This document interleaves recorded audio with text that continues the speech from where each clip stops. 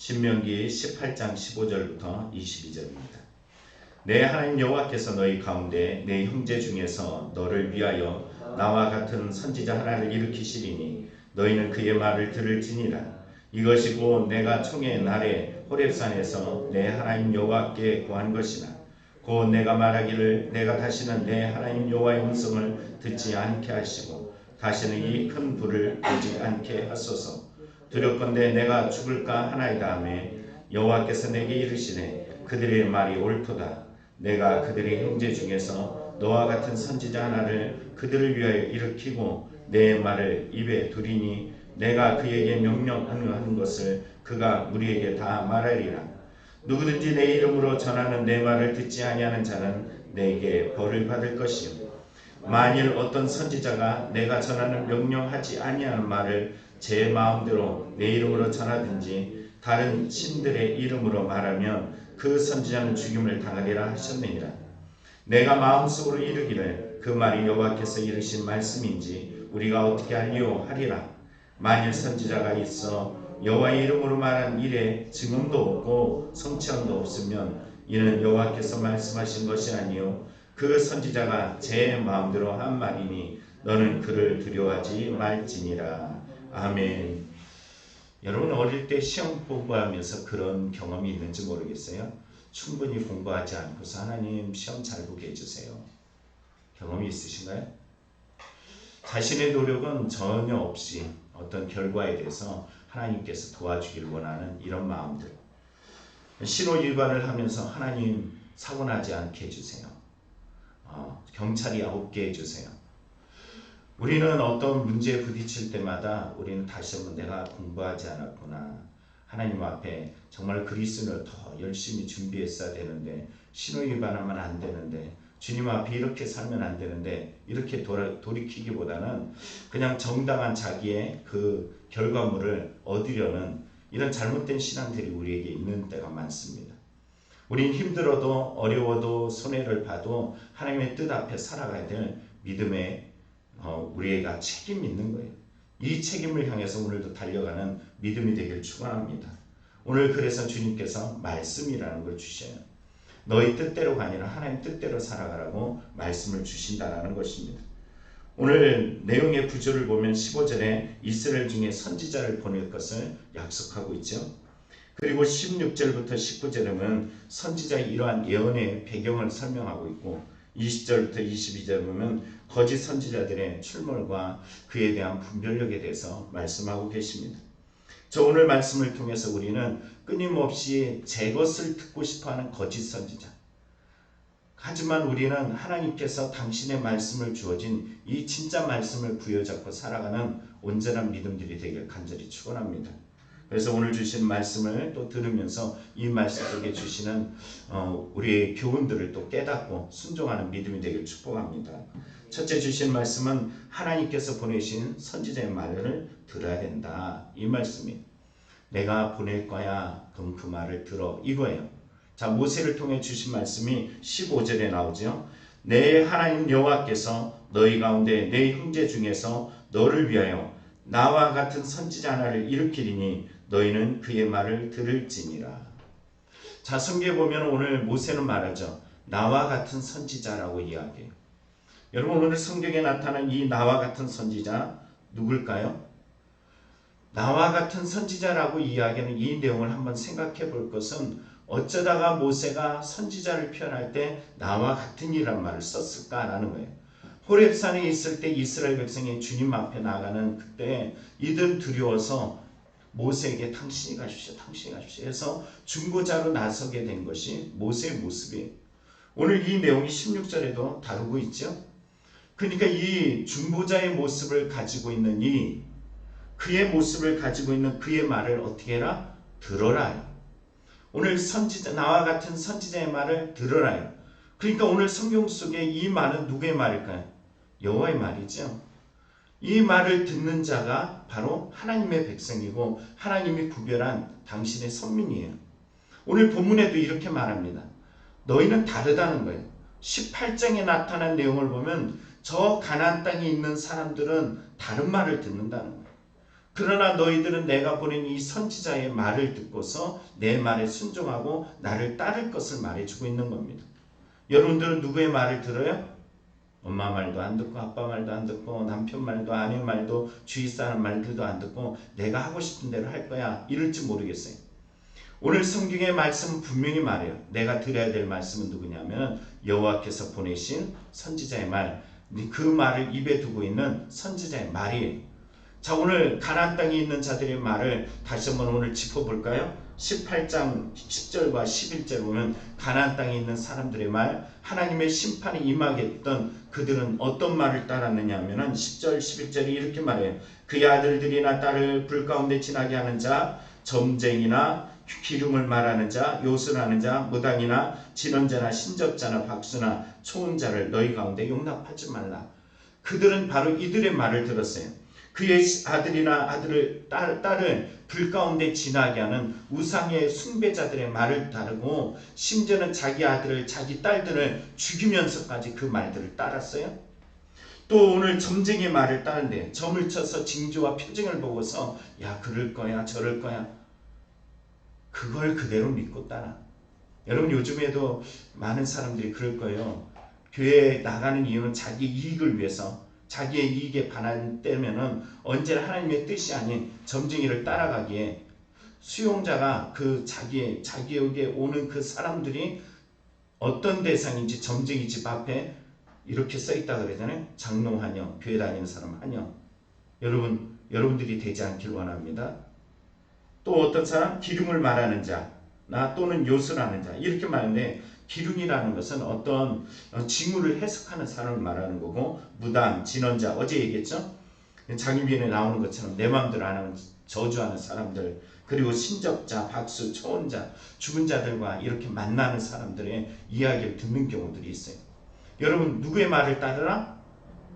내 말을 둔 사람. 오늘 이 내 말, 오늘 성경 속에 말하는 너희는 그의 말이라고 표현하는 선지자의 말이라는 게, 이 선지자가 누굴까요?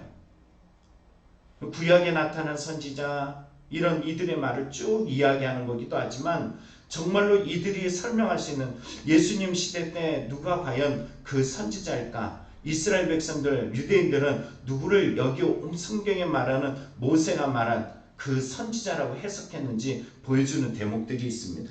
먼저 요한복음 1장 21절에 보면 세례 요한이 등장하죠. 회개하라 천국에 가까웠다. 그러니까는 예루살렘에서 제사장과 레위인들을 이 요한에게 보냅니다. 요한에게 보내서 내가 누구냐라고 물었더니 그가 말하기를 이렇게 말해요. 나는 그리스도가 아니다 라고 이야기해요. 그랬더니 그들이 뭐라 그러냐면은 그러면 누구냐? 내가 엘리야냐? 이르되 난 아니라. 또 묻되 내가 그 선지자냐? 내가 그 선지자냐? 여기 말해요. 그 선지자냐? 여러분 이 성경에 말한 그 선지자가 바로 이 모세가 말한 그 선지자를 표현하는 겁니다. 그랬더니 세례 요한이 엄청난 말을 하죠. 나는 선지자 이사의 말과 같이 주의 길을 곧게 하라고 광야에 외치는 자의 소리라. 그럼 더 나아가서 보면은 오병이의 기적을 일으켰을 때 그 사람들, 그곳에 있는 사람들이 예수님의 오병이의 이 표적을 보고서 이렇게 말해요. 이는 참으로 세상에 오실 그 선지자라. 예수님을 선지자라. 이렇게 말해요. 베드로가 요한과 함께 성전에 올라가서 그 미문 앞에 있던 그 지체장애를 일으켜 세우고 솔로몬 성전 내각에 들어가서 그가 행각에서 그가 설교를 하잖아요. 그 내용에 보면 이렇게 말합니다. 모세가 말하되 주 하나님 너희를 위하여 내 형제 가운데 나 같은 선지자 하나를 세울 것이니 너희가 무엇이든지 그의 모든 말을 들을 것이니라. 결국은 베드로는 누굴 말하냐면 그가 예수다. 예수가 바로 그리스도다. 선지자와 예수, 바로 메시아 하나님의 아들과 하나로 말씀하고 있다는 거예요. 여러분 누구의 말을 듣습니까? 예수님께서 예수님의 제자와 함께 변화산에 올랐을 때 그 하늘에서 울리는 음성이 있었어요. 이렇게 말합니다. 마침 구름이 와서 그들을 덮으며 구름 속에서 소리가 나되 이는 내 사랑하는 아들이니 너희는 그의 말을 들으라.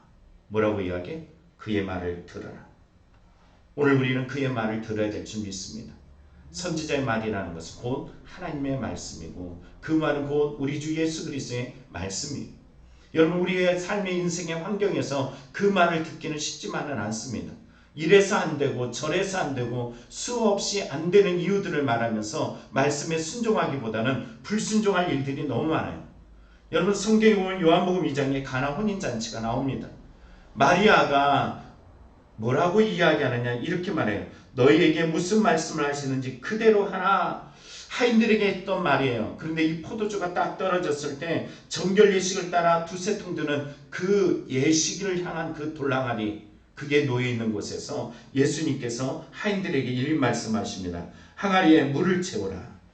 아기까지 채우라 하니까는 채우라 말하지 않았는데도 불구하고 하인들은 아기까지 꼭 채우고 예수님이 그 다음에 이제는 떠서 연회장에 갖다 주라 했더니 그 포도주를 갖다 준 것을 보게 돼요. 그 정결례를 향한 그 물이 뭘로 변했어요? 포도주로 변했어요. 그럼 우리도 마찬가지입니다. 오늘 저와 여러분의 삶 속에 주의 말을 듣는다면은 그 선지자의 음성이요, 하나님이 예교하신 그 음성인 우리 주 예수 그리스도의 음성을 듣는다면 우리에게 엄청난 변화, 이 포도주로 변화하는 역사가 반드시 나타납니다. 성경에 우리가 알고 있다시피 바울이 변화된 모습을 알고 있어요. 다메섹 길로 가다가 그가 예수 그리스도가 그의 삶의 그 인생의 귓가에 들려와서 사울아 사울아 네가 왜 나를 핍박하느냐 라고 이야기하며 찾아왔을 때 그 음성을 통해서 사울이 변화됐어요. 복음의 사람으로, 은혜의 사람으로, 생명의 사람으로, 하나님의 쓰시는 사람으로 변화됐어요. 우리는 끊임없이 주변의 환경을 말하죠. 그러나 성경은 우리에게 말해요.